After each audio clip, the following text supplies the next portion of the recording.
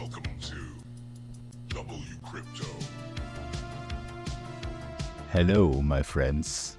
Welcome back to WCrypto. Over the past 24 hours, or more precisely throughout the weekend, Bitcoin's price action has been relatively calm. This follows Thursday's move above 116.7K, which broke out of a descending trendline channel and carried into Friday's session. Since then, the market has moved sideways, holding near 116.5K, with brief peaks around 117.9K and dips touching 115.9K. On lower time frames, movement is compressing into the new week, with momentum showing a slight downward tilt. This is a period where careful observation and measured positioning can be valuable.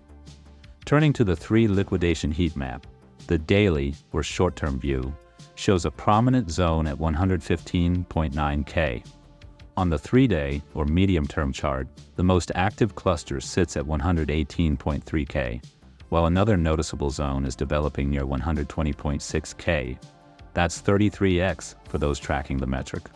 On the 1-week, or long-term chart, there's an area of interest at 112.4K, but the most dominant hotspot remains the 118.3K level, matching the 3-day view.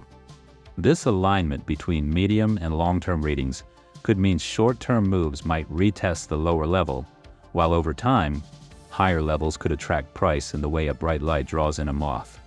Looking at updated ETF inflow data, Friday stood out as one of the strongest days in quite a while, recording 403.9 million in total additions.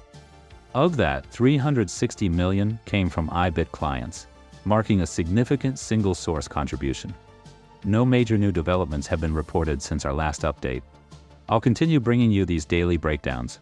For more chart chatter, join the free community Discord. If this update added value for you, hit the like button, subscribe, and turn on notifications so you don't miss the next update. And see you in the next one.